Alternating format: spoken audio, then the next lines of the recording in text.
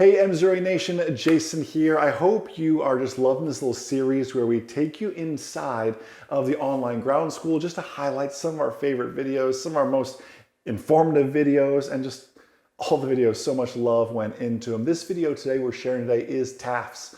Now I know TAFs, it's like learning another language. You feel like you learn a METAR and you're feeling good about it, then TAFs add just such a new aspect with the change groups and just some new acronyms in there as well. Well, let's go ahead and let's watch this video and see how I teach TAFs inside of the online ground school. TAFs now. TAF stands for Terminal Aerodrome Forecast. The language and format of the TAF is very similar language and format to METARs. The big difference between the TAF and the METAR is that a METAR is an hourly observation made at the airport, whereas the TAF is actually a forecast. That is looking really into the future, and the TAF, and it extends slightly outside of airport boundaries as well. A terminal aerodrome forecast, the TAF, covers a 6 statute mile radius from the airport. 6 statute miles, by the way, it's not a lot of distance, so make sure you check everything. Check the METARs and other TAFs in the vicinity of your route when doing your flight planning so you get the bigger pictures, because a TAF alone is not a big enough picture. The weather might be great at your destination airport, but between the point-to-point, departure and destination, there are thunderstorms. TAFs, by the way, are usually good for 24 hours. I say usually because they can be shortened if the weather is really dynamic and a forecast model is changing. They can also extend up to 32 hours. They're pretty sure it's going to stay the same. You have to do some math on determining how long TAFs are actually good for. Let's look at a TAF here together. This is a TAF from Chicago O'Hare Airport. This TAF was issued on the 4th day of the month at 1727 Zulu time.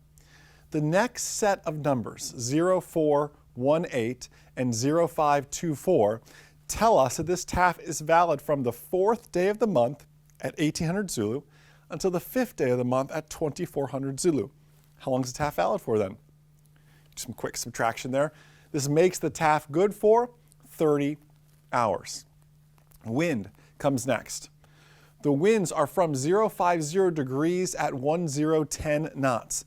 The visibility is P6SM, which translates to plus or greater than 6 statute miles. The clouds begin with a few layer at 2500 and a broken layer at 3500. So far, it's like reading a METAR minus the P, the greater than, or plus, a better way to remember that, but pretty much like a METAR.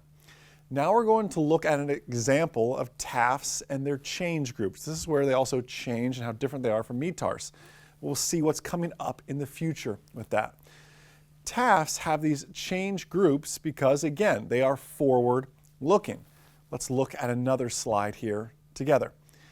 This is a TAF from LAX, Los Angeles International Airport, just like a METAR. Station identifier is first, followed by the date the TAF was released. We just talked about that. The second number showed the date the TAF is valid for up to the expiration. This TAF out of LAX was issued on the 8th at 0833 Zulu and is valid from the 18th at 900 Zulu. So until the 19th at 1200 Zulu. That's a 15-hour kind of time span. There's a short one here. Now we get into the predicted conditions. Winds are variable. Visibility is 4 statute miles in baby rain, BR, known as mist. There are a few clouds at 400 feet with an overcast layer at 800 feet. So we can see by this TAF, the weather out of LAX isn't looking that great. 4 miles of visibility in mist and an overcast layer at 800 feet. It is really a crummy day. However, when we look at the change group, those are the lines under the main line of the TAF, we see the conditions are generally going to improve. In the change group, there are modifiers. FM means from. This tells us from a particular time, the weather is expected to change. BCMG means becoming, as in a change in progress. This is becoming this. Tempo means temporarily, which in a TAF is usually at least 1 hour of duration. So temporarily, for at least an hour, these will be the conditions. And then prob is short for probability. There's 2 types. There's a prob 30 and a prob 40. A 30% chance this will happen, or a 40% chance this will happen. If it's more than 30 or 40%, it'll be a from or a becoming group in there instead. Let's see how the weather is going to change. From the 18th at 1100 Zulu, these are the conditions. The winds are variable at 3 knots, 2 miles of visibility and mist, and the ceiling is dropped to an overcast layer at 300 feet. From the 18th at 1600 Zulu, the winds shift so that they are now coming from 250. They've picked up 6 knots. The visibility is 3 miles in HZ haze with a ceiling of 300 feet in broken clouds. Now we see the weather is, you call this improving, by 1800 Zulu as the conditions are predicted to be from 250 at 7 knots and 4 miles and haze scattered 900 feet. Tiny improvement, but still an improvement, right? Let's take a closer look at the change group, noting in particular the date and time of the change. FM means from. We then see the date and time of the change it begins. Tempo for temporarily. This means, again, the weather phenomenon is at least 1 hour in duration. In this case, the weather is that it temporarily changes, or to begin from the 18th at 2100 Zulu, and will continue until the 18th at 2400 Zulu. Becoming, in this case, from the 6th at 900 Zulu until the 6th at 1100 Zulu, the weather will be changing this way. Prob 30 or Prob 40, there is a 30% probability of this weather on the 6th at 1800 hours until the 6th at 2200. These will be the conditions, a 30 or 40% chance. That's, again, on that given date and time, there's only a 30 or 40% chance that this certain weather can be predicted here. Let's take a look now at another TAF, and you may want to pause the video and come back and see how you did here. This TAF, we're going to take a look at that one and work our way through it. So pause the video now, see if you can read this entire TAF. So, this TAF originates from DTW, Detroit Metropolitan Airport, on the 18th at 0827 Zulu, and is valid from the 18th at 800 Zulu until the 19th at 1200 Zulu.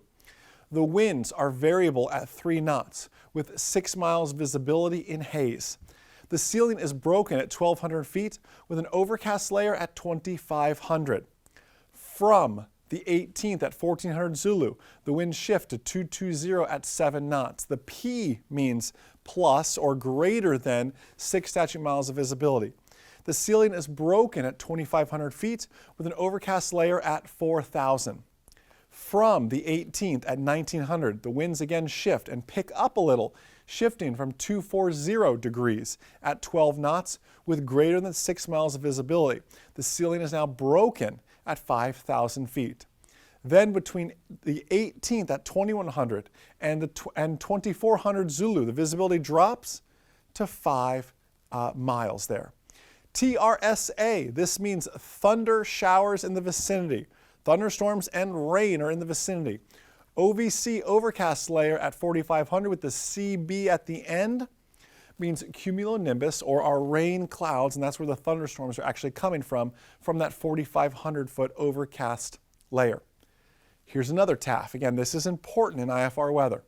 Pause the video, try to go ahead and decode this TAF here. All right, we're back. OKC, Oklahoma City, from the 18th at 1057 Zulu, valid from the 18th at 1100 Zulu until the 19th at 600 Zulu. That's not a full 24 hours, so it's one of those dynamic TAFs. Usually when they're shorter, it's because the weather is not very predictable and usually kind of fairly nasty as well. Let's see if this holds up. My theory holds up though. Winds from 340 at 14 with gusts up to 19. We're off to a good start with crummy weather, right? Visibility 4 statute miles in rain. The minus symbol means light rain. So this is in 4 statute miles in light rain. The ceiling is broken at 600 feet with an overcast layer at 1200 feet. From the 18th at 1300 Zulu, the winds are 350 at 16 with 6 miles of visibility with mist and an overcast layer at 1200 feet.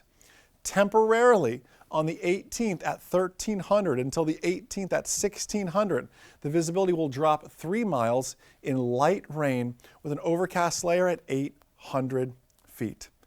Again, it's so important we learn how to read TAFs and METARs in the raw format. I know ForeFlight and a lot of other great apps out there translate all this for you, but that may not always be available. You may only be able to get just the plain text METAR or TAF. So it's cool they translate them, but still learn how to read them this way, because on your knowledge test, there's no translating TAFs or METARs. I know it's like learning another language, but it benefits us so greatly. So that's TAFs. If you need more work, there's more help coming, the flashcards and everything else coming up, but I'll see you all in the next lesson. See ya. Facebook, YouTube, MzeroA Nation, I hope you love this video, have a better understanding of TAFs. Listen, if you think we're helping you with this content we put out here for free on the internet, imagine how much more the online ground school could be better serving you as well. So I encourage you to go to MzeroA.com to check that out for just to see our #1 rated online ground school, private, instrument, commercial, all just work you through FOI, all the great courses to take you through not just passing a written test, not just passing a check ride, but most importantly, being that safe real world pilot. So do check that out. Let us know in the comment box below how MzeroA has helped and served you as well. Have a wonderful rest of your day, and most importantly, remember, the good pilot is always learning. Have a great day, everyone. We'll see you.